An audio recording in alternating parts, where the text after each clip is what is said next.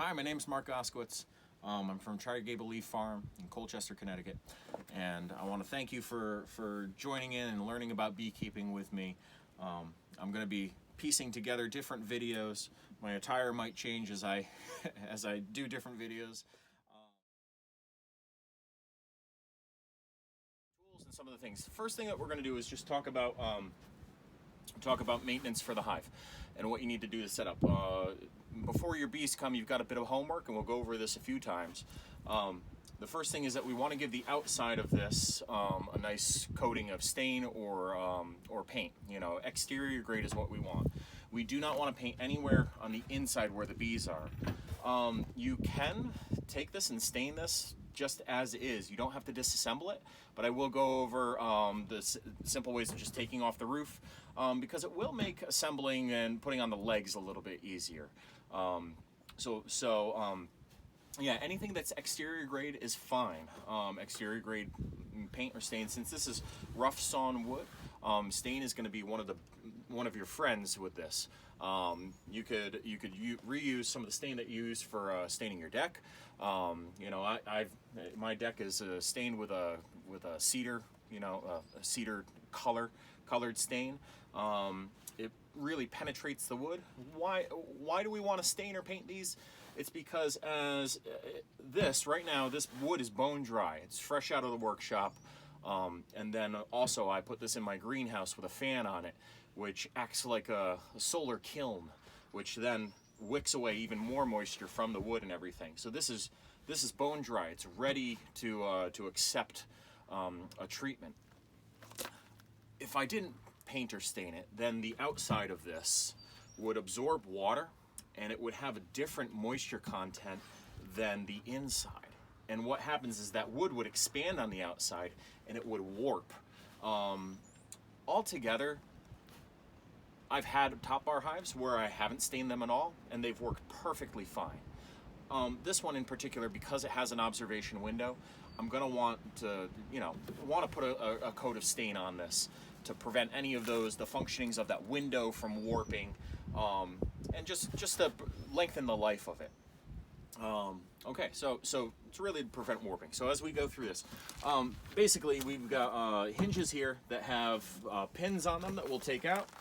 Simple thing. All I need for that is a big old nail, a little hammer. It's my grandpa's hammer, little machinist's one. Okay, so take one pin out, set it aside, and keep it. Same thing on the other side. Get the other pin out. Now, that's it for that. The other tool that we need is a little drill gun. You could plug this in or go portable. What this has on this side is, now the hinges are off, but on the other side I've got these little support chains. This stops the roof from overextending when it is open. So, I am, just for the heck of it, I am going to back out both of these. I could keep it on one part or the other, but for the sake of taking it all off, I will.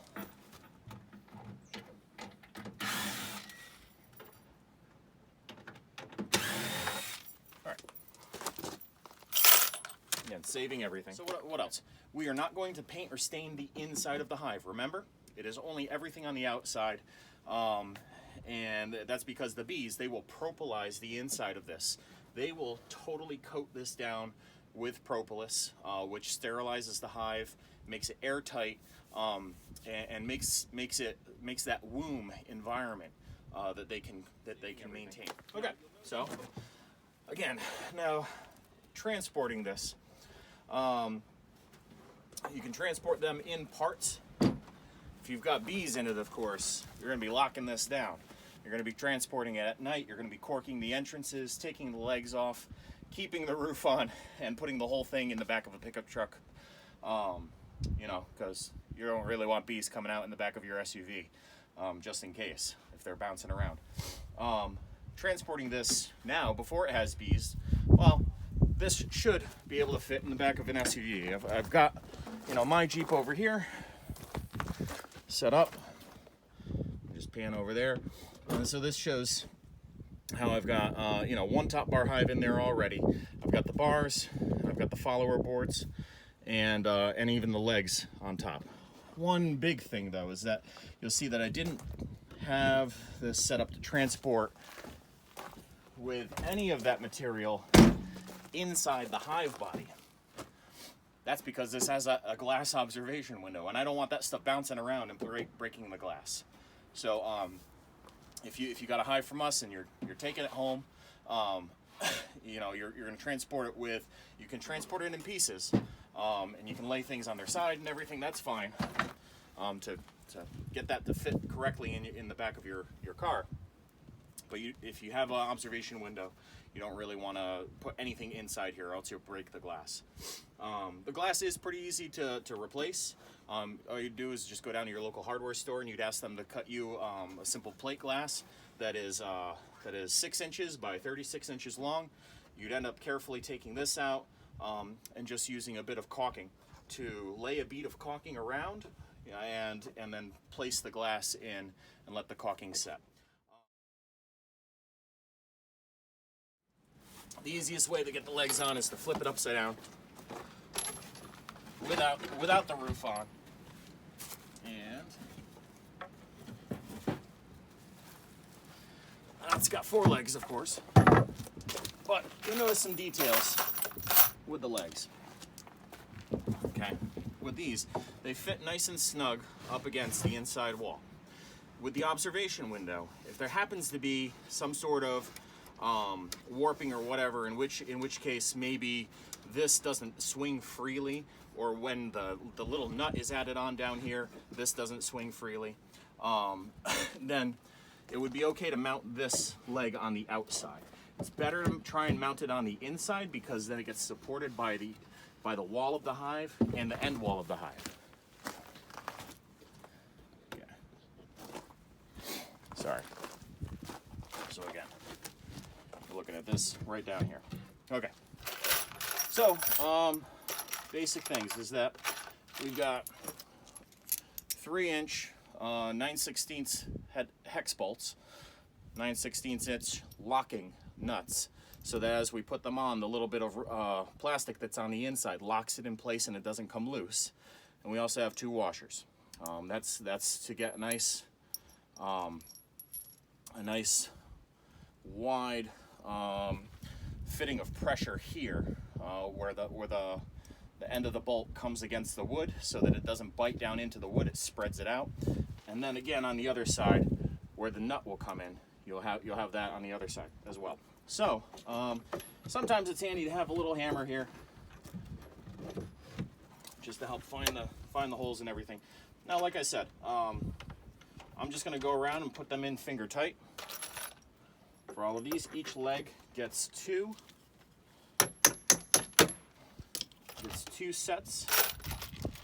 Again, washer, then nut. And so what I'm going to do here is just do a little test.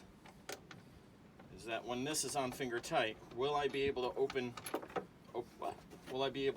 up this observation window?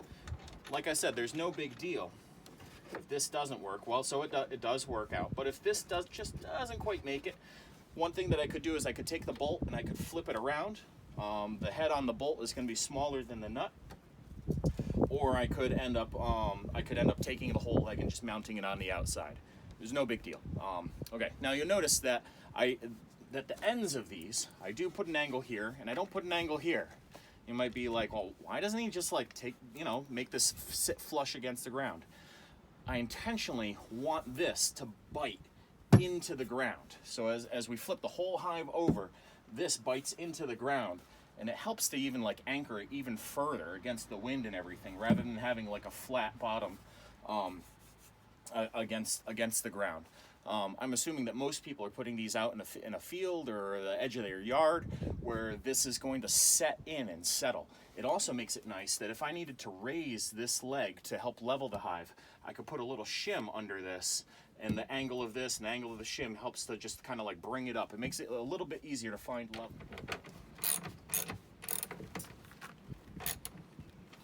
Alright, so again, these are just 9/16 inch socket, 9/16 inch wrench. Taking a look at this, just testing out the function of the windows. The window here, yep, opens and closes. Again, adding protection to this will stop this from warping and everything. This one was a little tight here. All I did on this side was just kind of like screwed down, tightened it a little more, and had the nut bite a little bit in. This is always just like such a tight fit to get these just right. Okay, but anyway, all right, so now we've got all 4 legs bolted on. They're nice and tight. We'll give it a roll.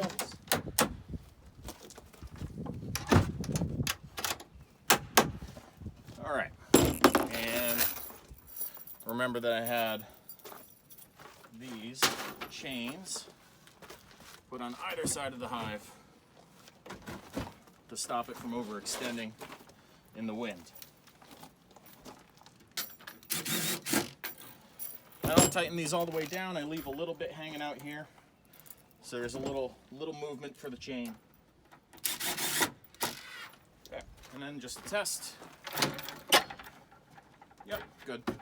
They don't have to be perfectly equal. All right, so now we're going to be talking about setting this up. We can choose between having,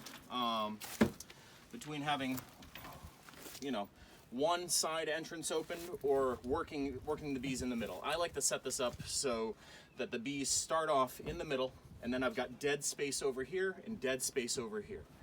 I could totally manage it and just have them start on one side and then have dead space all the way on the other side. I like the flexibility of just having them start in the center. So I'm just going to remove one of the corks. Oh boy, they're good. One entrance. Now why don't I open them all up? Well, I'm putting bees in here. I want them to, they're not a full colony yet. They're not going to be able to defend that hole very well. So I'm only opening one. We've got 30 top bars. Now, do you need all 30? No. But you do need enough to go end to end all the way across. And you'll also have these little thin shims, these spacer bars. We'll get to that. And 2 follower boards. Now, I've already taken one of these. Typically, when I sell these, I just give them to the customers as like solid follower boards, nothing in them. But I've got this one drilled out with a simple little hole and a cork. This is used for spring feeding.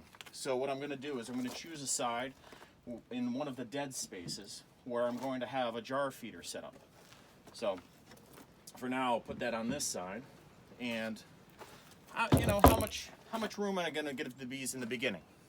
Well, right now, let's just see what it all looks like with all the bars put in. Okay. How many is it going to take?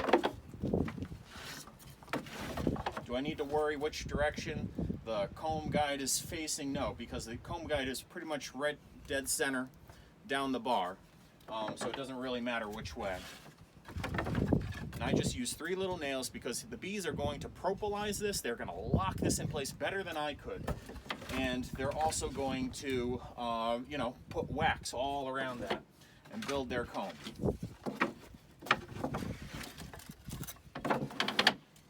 It's satisfying to set these up. Now, one thing that I haven't talked about is leveling the hive. So one thing that I do keep inside the hive at all times is a level. We'll get there. We'll see what it looks like. Now, you might get some bars that end up, they may be warped to begin with, or they may warp as time happens. And the inside of the hive, remember, it's going to be in the 90s for 90+% humidity on the inside of this for each of these bars. So looking at this, looks like 29 bars fit in. But again, what am I going to be doing with this? Now I've got a little crack here, a little crack here. I'm not going to worry about those cracks. If this is big enough that bees get through, well, yeah, okay. I'm going to take that out. I'm going to cycle it out and maybe just reserve that bar for down the road. But they're going to fill these gaps with propolis, so I'm not worried about that. Down at the end, this actually happens to be a pretty nice fit. Almost always, what I've got to do at the end is I've got to use 1, maybe 2 of these shims to squeeze in and get the last little gap of this filled. Why? Why do I need to get that filled? Because if the bees, even in this dead space over here, let's see if I put a, remember I'm going to put my feeder follower, the follower board with the hole on this side. even though this is a dead space now, I just cut them off. It's like a magic trick, like I'm slicing somebody in half. All right, I'm slicing this, and I'm dividing this off. There is a hole there. There is a hole here, and the bees can work their way into this side of the hive. Once I close this up, if there is a gap on this side, maybe even all these bars are taken out and you forget to put those bars. I've had people call me in a panic after setting up their hive because they didn't fill in the gaps. They didn't make this a full solid roof. And what happens is that this is the bees' roof. And if there's a hole in this roof, bees are cavity nesters. They are cavity builders and fillers. They will build comb up in the roof of the hive. And I've had, you know, customers send me pictures where they opened up and they're like, ah, and there's honeycomb, all crazy wonky honeycomb growing up here. And how do you fix that? Well, you pretty much slice it all out and you force the bees to start fresh right down where they're supposed to be. Now, this hive is not leveled right now, all right? So wherever I have this set up, one thing that I would want to do is I want to have, I buy one of these and I just keep it inside the hive. In this roof, you'll see that this roof is designed so that I can not only fit insulation in the roof in the winter, but I can also store tools and stuff inside this. So this is designed so that I can, you know, now where would I check for level? I like to check for level right here on this bar in the front or in the bar in the back. It's far from level. And I like to check it on the very side rail over here, or the side rail over here. Now, which is more important, having it level side to side or having it level front to back? Well, if we think about a honeycomb that's being built on these top bar hives, okay? The bees, remember, they are going to build comb plumb with the pull of gravity as they form a chain of bees to form this new honeycomb. They're going to be dangling bee by bee by bee. And so if the hive from front to back is off level, they'll still build straight comb. But if it's not level from side to side along that long axis, then what happens is that means that they will be building comb that'll be dropping down plumb. You know, this is exaggerated, of course, but they'll be building comb in this direction, hanging off.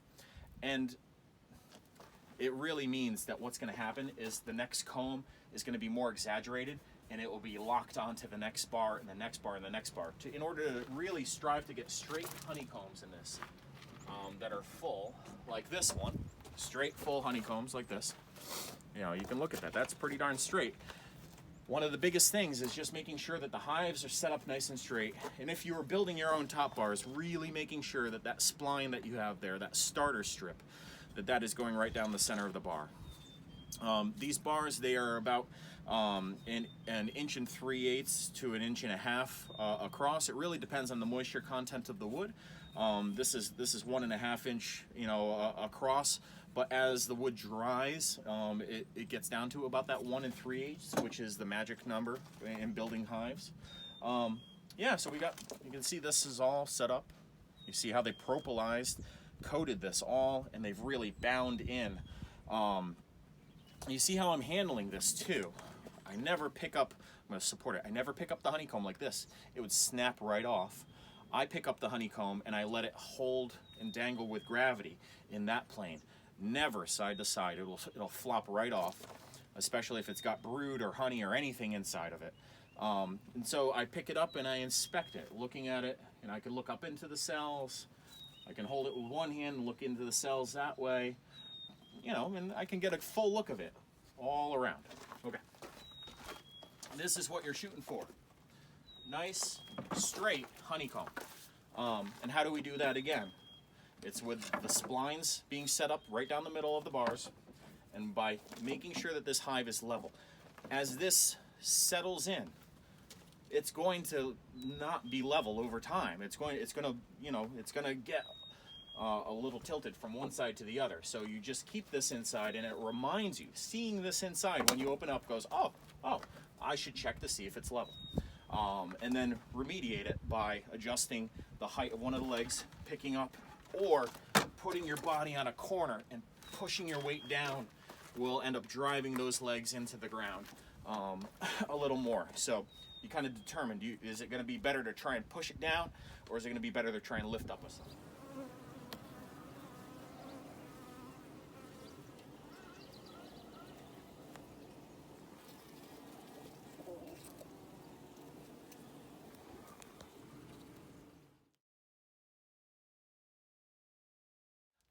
So a package of bees, it's going to end up looking like this. This isn't, of course, doesn't have any bees in it. This is one that came through the mail. It had screening all around it, and the people at the post office really wanted me to hurry up and pick up my bees. Okay. So we're going to talk about setting up the top bar hive. Here's what I will do: is I will endorse this book, The Thinking Beekeeper by Christy Hemingway. This was my guide getting set up, and it really helped. The inside there are really helpful explanations, and it goes week by week how to set up the hive. A lot of the things I'm going to go over I learned right from this book. So we know that our bees are coming. This is latest. This is the day of. The bees are coming, and we really got to get this set up. So what do I want to do? I want to count out 2, 4, 6, 8. 8 bars. 10 bars, 8 or 10 bars. I'm just going to remove those from the stack. And I'm going to make sure that I've got my follower set up on one side, I've got one entrance opened up, and I've got a follower on the other side.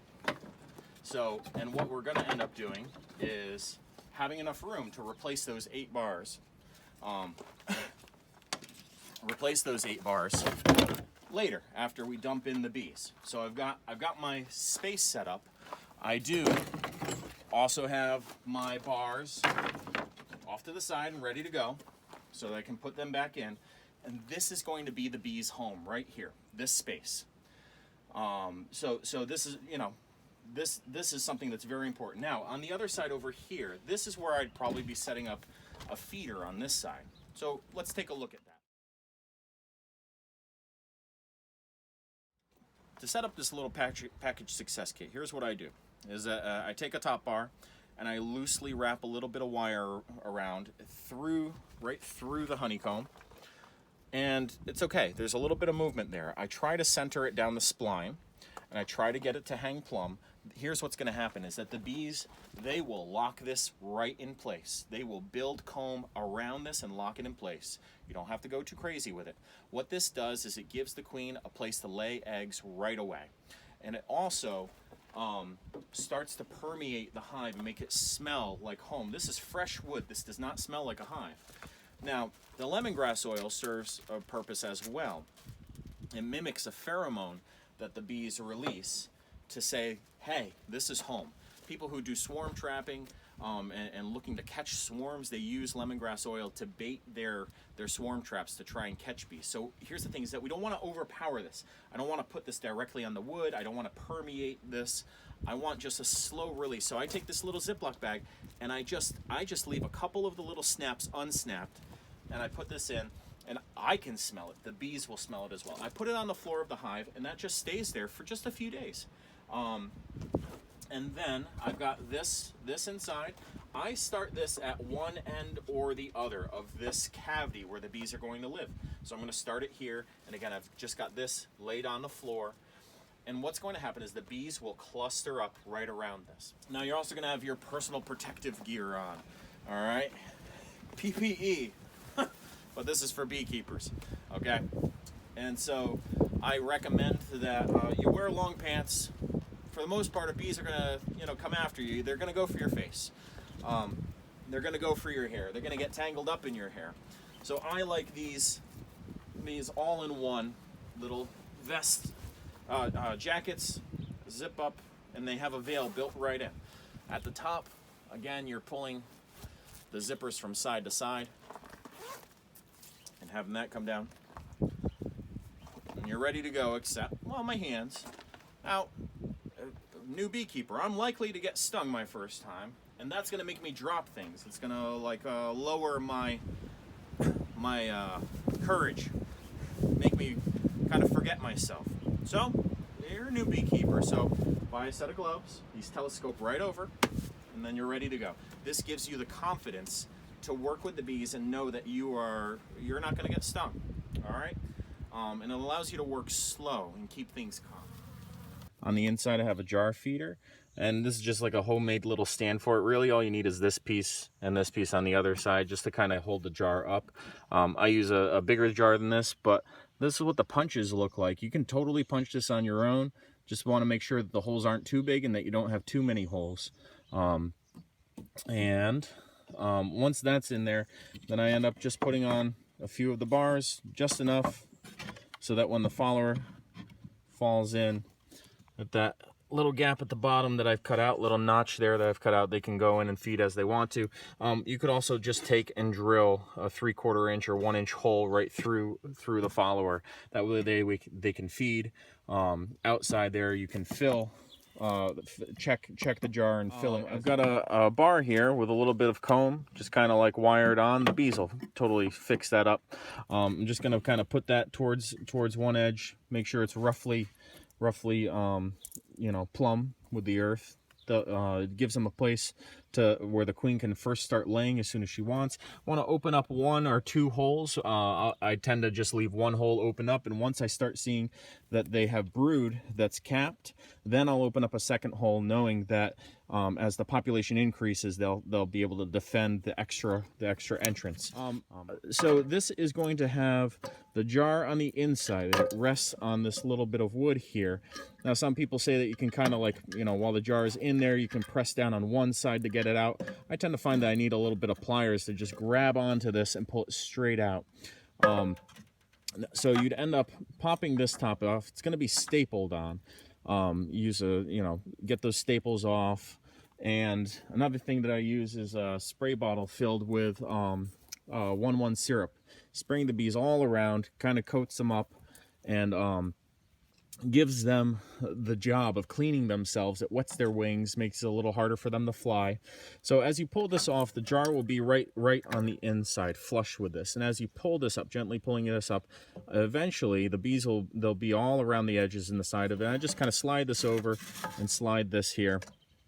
Get the feeding jar out of the way. Now the queen cage is going to be on the inside. She'll be, you know, this will be kind of dangling and attached to one side or the other.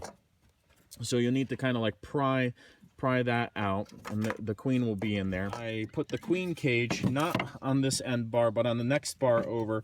I take a little tack, and I'm not too particular. As long as it's hanging in there, just tack it to the top. Some people don't even tack it; they just use the pressure of 2 bars together.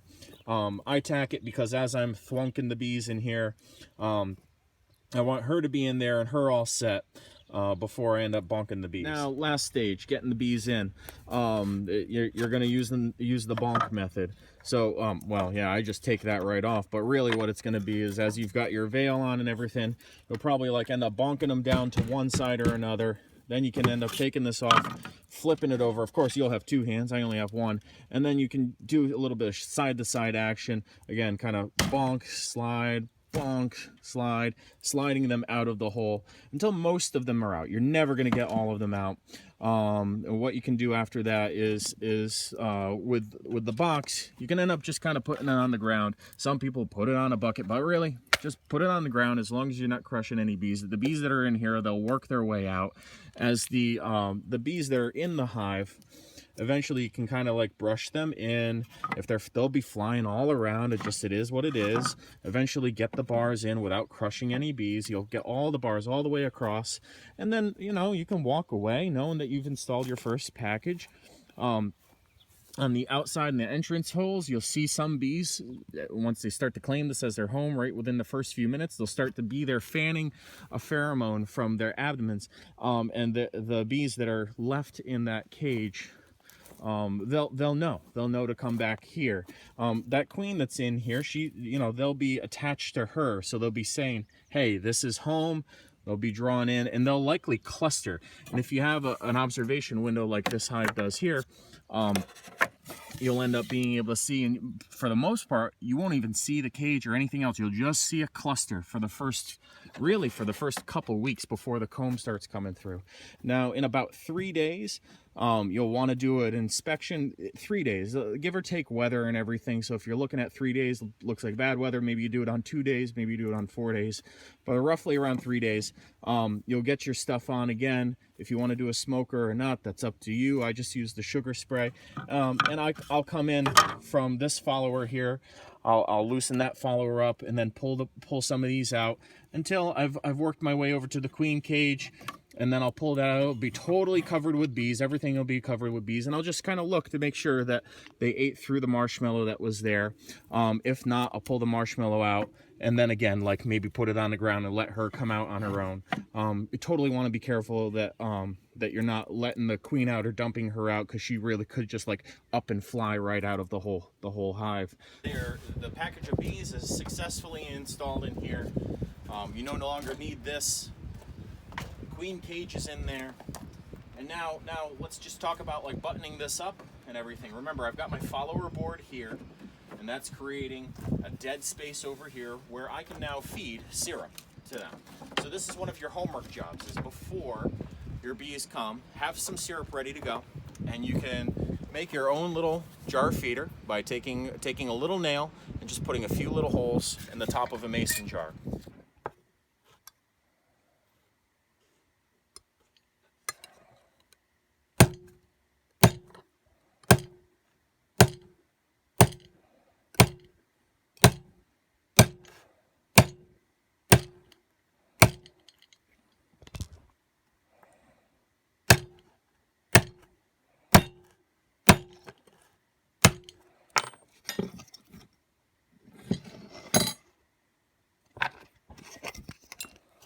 And your syrup is going to be 1 part regular granulated white sugar and water, and do it by weight. So 1 pound of water, 1 pound of sugar.